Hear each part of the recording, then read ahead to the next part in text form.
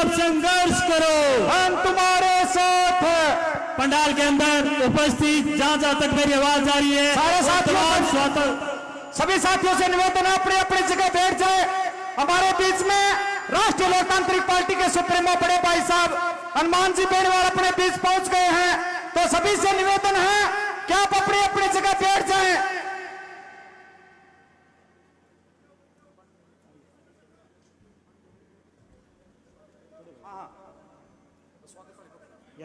अब मैं नेताजी के स्वागत के लिए आमंत्रित करना चाहता हूं संत कुमार पूनिया, व्यापार मंडल अध्यक्ष पवन कुमार जी, मनोज कुमार बाजिया, नरेंद्र सांगवान, मनोज कुमार स्वामी, अनूप जी पूनिया, विकास सिहाग, फुल्लाराम सावर नेठवा, शीशराम जी बड़ाऊ, कपिल प्रजापत, कृष्ण कुमार भीमसाना, अशोक वाल्मीकि, दलबीर गोवाली सर, रमेश पूनिया अरपाड़ो,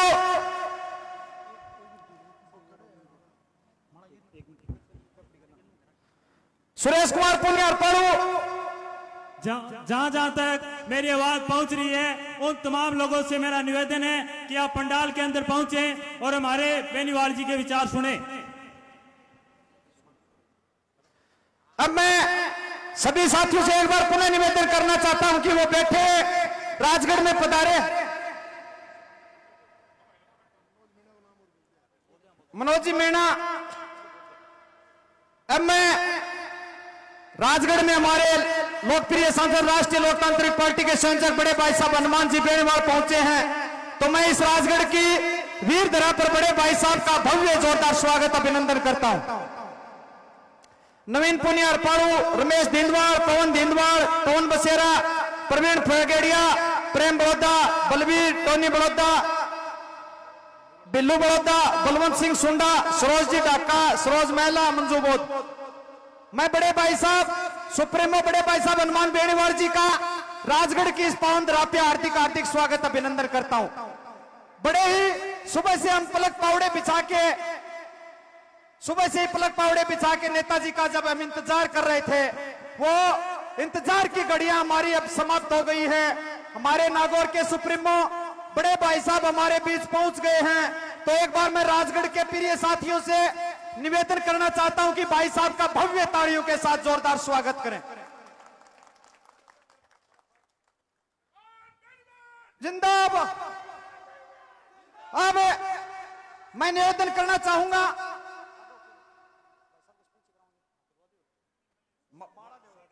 स्वागत के लिए जो बड़ी माला है,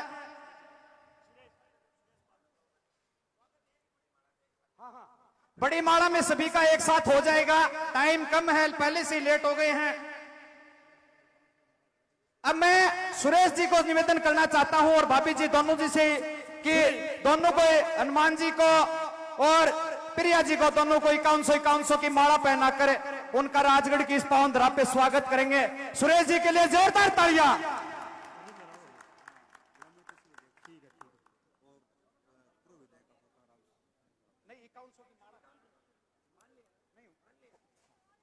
सर वो एक बार हनुमान बेनीवाल, जोरदार तालियों के साथ स्वागत, भव्य स्वागत नेताजी का राजगढ़ की इस पावन धरा पर। अब मैं प्रिया जी से निवेदन करना चाहूंगा कि वो आए, भाभी जी प्रिया जी को माला डालें। प्रिया जी मेघवाल बहन, इनका भी जोरदार राजगढ़ की धरती पे स्वागत अभिनंदन। शानदार जो राजस्थान की परंपरा होती है, चूंदड़ी उड़ाकर भव्य स्वागत।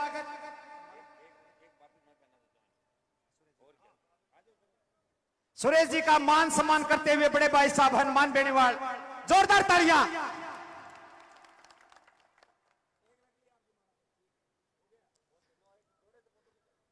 जोड़े से फोटो खींचने दो भाई साहब के साथ। भाभी जी मुंह काट लो, कोई आट को नहीं।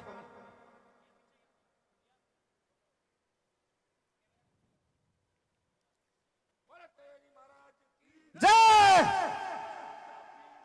जय। अब बड़ी माला के साथ स्वागत करेंगे। जिन जिन साथियों का नाम लिया है उन सब साथियों से निवेदन है कि बड़ी माला के साथ बड़े भाई साहब का भव्य स्वागत अभिनंदन करें।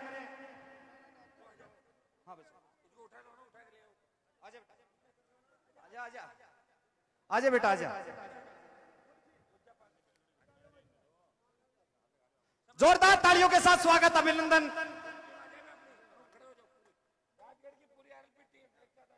आ जाओ रामचंद्र जी, आओ। सभी राजगढ़ के अशोक आ जाओ।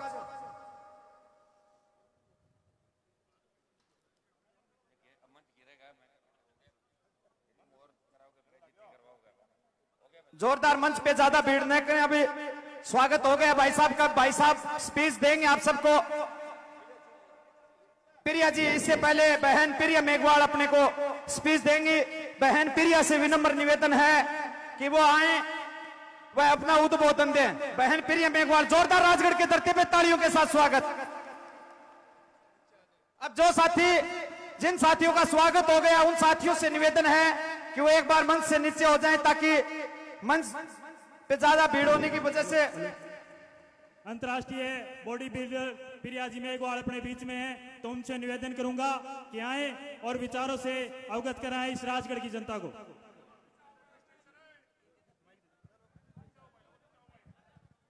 मंच पर उपस्थित अतिथिगण, बेनीवाल भाई साहब, सामने जो बैठे हैं मेरे भाई बंधु, उनको मेरा सादर प्रणाम।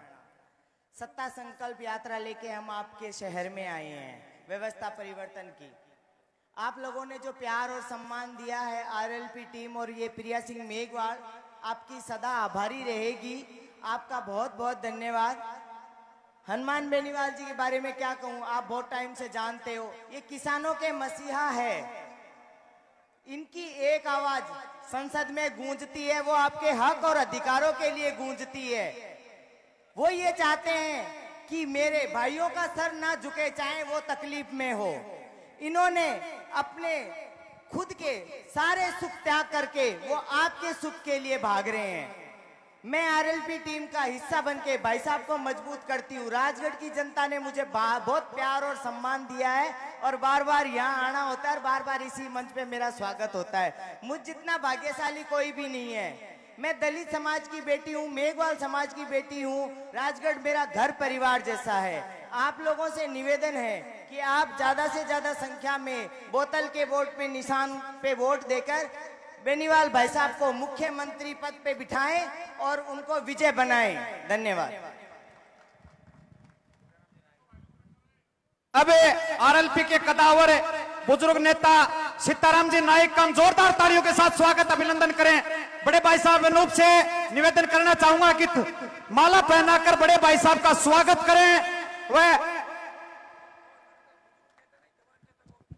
जवान नेता जोरदार तालियों के साथ स्वागत, अभिनंदन करें सीताराम जी नाइक का। भारत माता की, राष्ट्रीय लोकतांत्रिक पार्टी जिंदाबाद, हनुमान जी बेनीवाल जिंदाबाद, बोलो वीर तेजाजी महाराज की, बोलो राम सा पीर की, बोलो बाबू जी महाराज की, बोलो जगदम्बा भवानी की, बोलो बालाजी महाराज की, बोलो नौनाथ 84 की, बोलो 33 करोड़ देवी देवता की।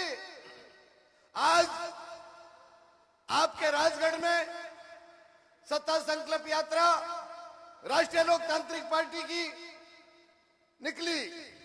भाइयों, आपको अवगत कराना चाहूंगा, कांग्रेस और भारतीय जनता पार्टी का कार्यकलाप आप 75 साल तक देखते आए हो, लूट खोस मटाने की।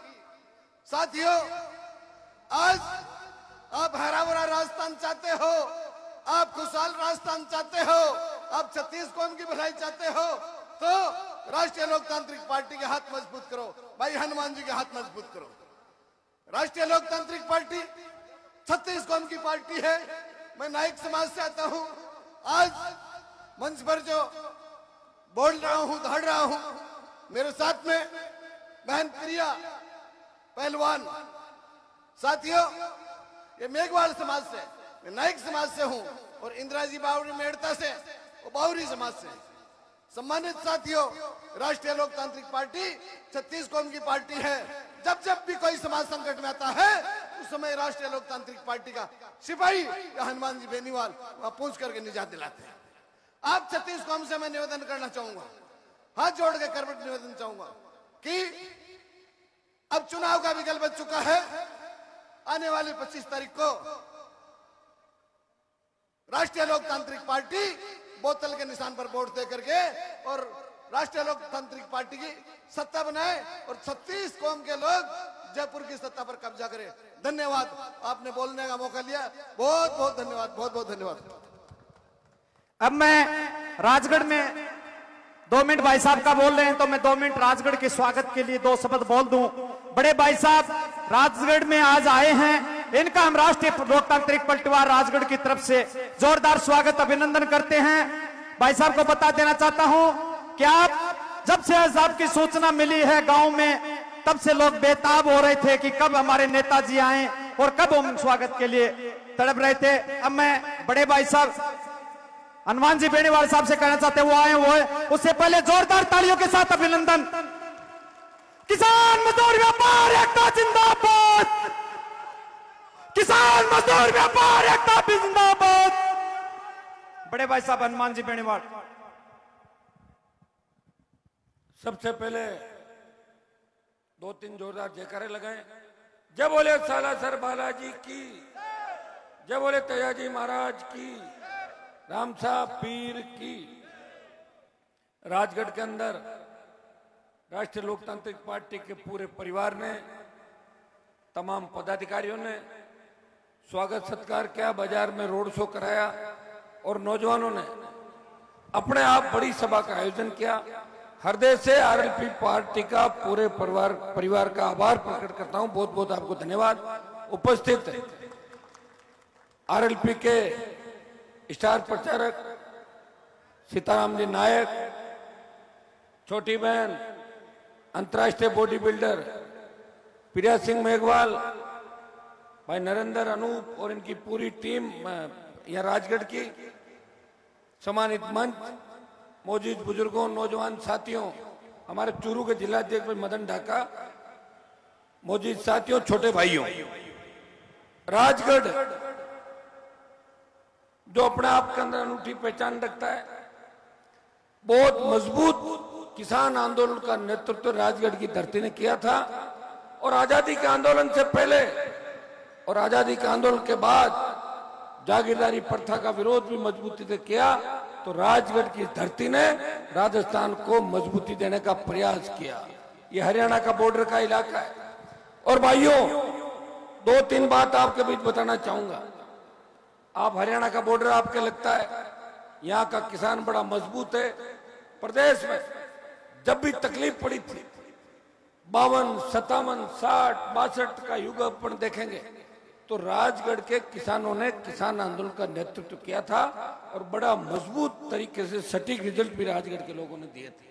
दुर्भाग्य से अभी जो देश के अंदर किसानों के हालात है, आप हरियाणा बॉर्डर पे आते हो सब लोग, जब देश के अंदर 3 कृषि कानून आए थे, उन 3 काले कानूनों का विरोध उत्तरी भारत में अगर किसी किसान के बेटे ने किया और 70 दिन मोदी की सत्ता छोड़ के सड़क पे आया, वो नागौर का सांसद था जिसने किसानों के सम्मान के लिए सत्ता को ठोकर मार दी, एक नए इतिहास का निर्माण किया।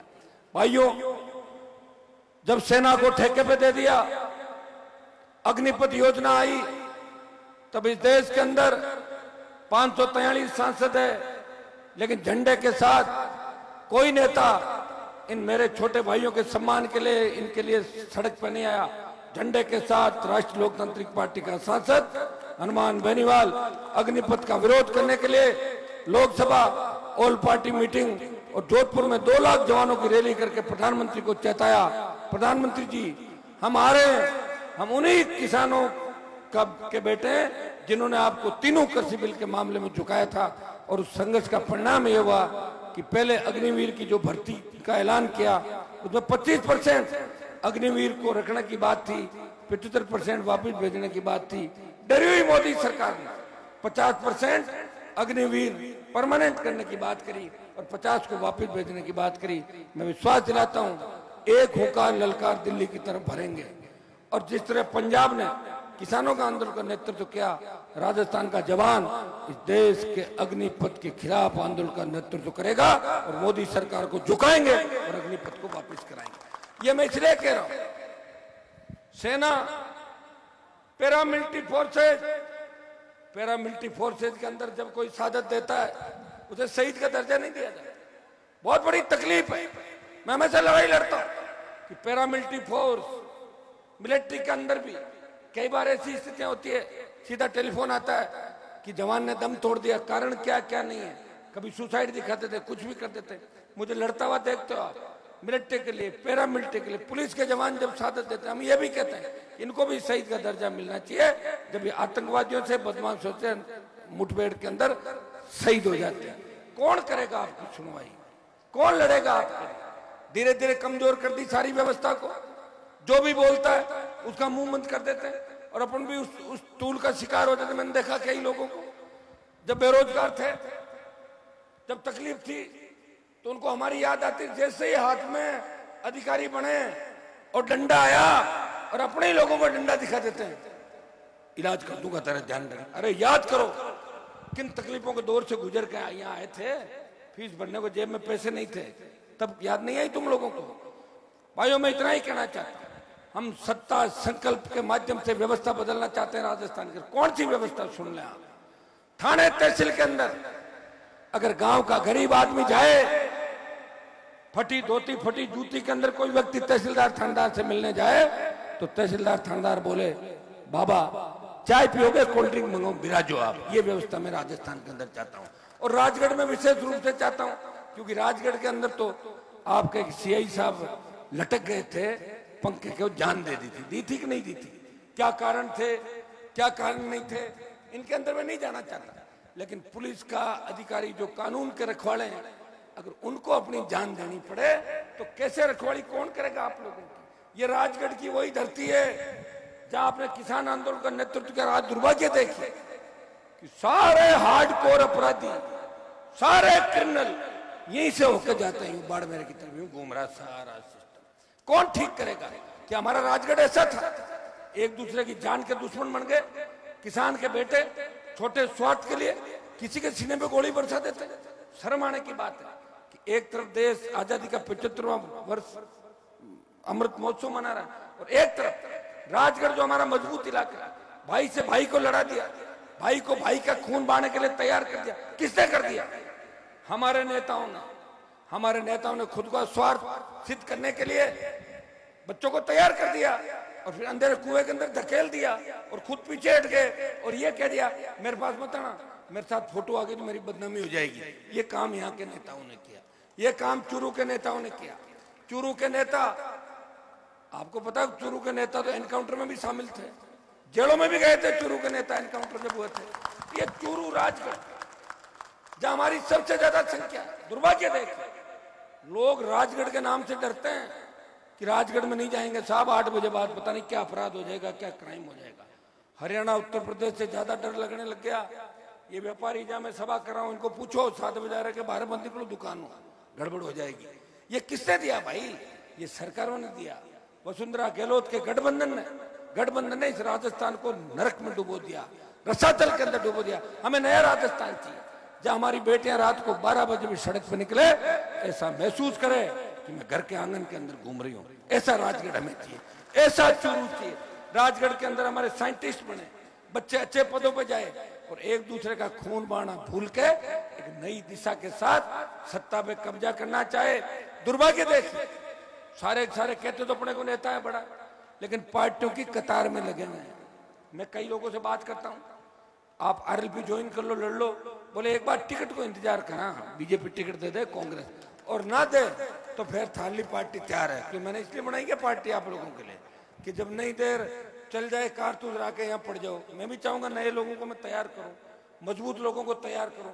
समय लग सकता है, लेकिन मैं आपको विश्वास दिलाता हूं कि मारवाड़ से आरएलपी का तूफान चलेगा और आपने अगर इसको सुनामी बना दिया तो राजस्थान की सत्ता के शिखर पर किसान कौम का कब्जा होगा। यह मैं विश्वास आपको दिलाता हूं। भाइयों, मैं आपके बीच रहा हर आंदोलन के अंदर।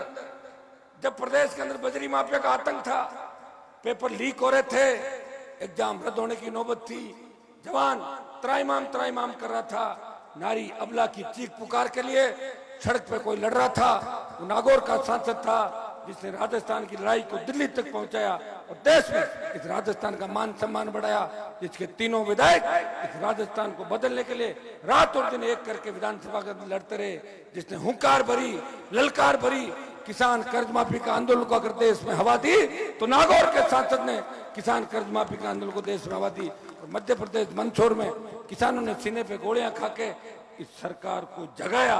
कर्जा माफ जरूर होगा लेकिन हवा देने का काम हम लोगों ने किया। मैं नहीं कहा कि टोल मुक्त राजस्थान होना चाहिए, यह व्यवस्था जब बदलेगी जब किसी की मोटरसाइकिल कार कहीं भी खड़ी हो, मजाले को चोरी करके ले जाए, 10 बार सोचेगा चोर के ले जाऊं कि नहीं ले जाऊं। तो क्या स्थिति है, डाणियों में लोग रहते हैं, आते हैं दंदन आते हैं, गोलियां बरसा के परिवार को खत्म करके चले जाते हैं। कितने ब्लाइंड मर्डर है राजस्थान का। मेरे नागौर के अंदर एक थानेदार को मार दिया, अभी तक केस नहीं खुला। बताओ 7-8-10 साल हो गए। जब थानेदार की हत्या के आरोपी नहीं पकड़े जा रहे तो कौन सा राजस्थान है। एम्बुलेंस में बलात्कार, थाने में बलात्कार, थाने से मुलजिम छुड़ा के ले जाते हैं, AK-47 लेके दंदन आते हुए आते हैं। भैया किसने दिया ये छूट, किसने दी छूट? इन सरकारों ने दी। बना दो RLP की सरकार, एक भी अपराधी घूमता हुआ दिख जाए तो मुझे बता देना, सारे जमीन में समाधि ले लेंगे। उसके लिए वोट की ताकत है। वोट तो डाल दोगे कांग्रेस BJP को, हम लड़ते रहेंगे, देखते रहेंगे, फिर 5 साल बाद कहोगे अरे वो कुछ और आ जाए हनुमान जी देखो देखे क्या, मैं तो वहां से MLA बना के लाऊंगा ही सारे। आप भी दो ना विधायक, यहाँ से चूरू में दे दो, इस बार 3-4 विधायक मुझे बना के दे दो, झुंझुनू के अंदर दे दो, सीकर में, मारवाड़ में तो आ ही रहे विधायक जीत के, मारवाड़ में तो RLP जीत ही रही है, यहाँ भी जीता दो। लड़ रहा हूँ, हरियाणा में जंग लग गई नेताओं के, यूपी में जंग लग गई, वो काम भी मैं ही कर रहा हूँ देश के अंदर। ये लड़ाई भी हनुमान बेनीवाल लड़ रहा है, जो त्याग समर्पण करके इस कौम के साथ साथ किसानों का सम्मान बढ़ा रहा देश के अंदर। भाइयों, लोग तो मुझे जातिवादी नेता कहते हैं, लेकिन वो भूल जाते हैं कि उनकी जातियों को भी तकलीफ होती है। तो हनुमान बेनीवाल ये सड़क पर संघर्ष करता है, उन जातियों को न्याय दिलाता और अपने ही लोगों को सलाखों के पीछे दिलवाने का कई बार काम किया था। जो अपराध करेगा, अपराधी हमारे साथ नहीं हो सकता, जो अन्याय करेगा उस अन्याय करने वाले के साथ मैं खड़ा नहीं मिलूंगा और मेरी पार्टी खड़ी नहीं मिलेगी। मेरे बच्चों को पिछले 5 साल में कितने झूठे मुकदमों में यहाँ फंसा दिया। तुम RLP की जय नहीं बोलोगे, RLP का नारा नहीं लगाओगे, झंडी रोक सकते हो क्या RLP को? रोक के दिखाओ ना किसी में दम में, तो मैं हूं ना, घूम रहा हूं ना इस राजस्थान और देश के अंदर। हिम्मत है किसी की रोकने की? वसुंधरा नहीं रोक पाई, गहलोत की क्या हिम्मत है को रोक पाएगा? मैं ही हूं जिसने वसुंधरा को 7 समंदर पार भेजा और गहलोत के बेटे को हरा के ये संदेश दिया कि राजस्थान अब जग चुका है, आने वाला समय धरती पुत्रों का समय और राजस्थान का किसान जवान इस देश का नेतृत्व करेगा। ये ताकत और ऊर्जा किसने दी? तो नागौर के सांसद ने अपने छोटे भाइयों को लड़ना सिखाया। मंच पे आप देखें कि सेकंड पीढ़ी के नेता तैयार है। दूसरी जगह तो वंशवाद की राजनीति है, फलान जी का बेटा, उनका पोता, उनका दोहता, उनका भांजा, ही चलता रहता धंधा 70 साल तक। उन वंशवाद करने वाले नेताओं को भी घर बिठाया, उनको जनता की याद दिलाई, गली गली घुमाया और उनका दिमाग ठीक किया। ये मेरे संघर्ष का ही परिणाम है। मैं धन्यवाद दूंगा सारे छोटे भाइयों का। हर जगह हर संघर्ष के अंदर आप मेरे साथ थे और मैंने भी पूरी जीवन और पूरी जवानी 20 साल आपके लिए समर्पित कर दी। जब तक किसान कौम का राजस्थान की सत्ता पे कब्जा नहीं होगा, इसी तरह मेरा संघर्ष 36 कौम के लिए जारी रहेगा। बहुत बहुत आपको धन्यवाद।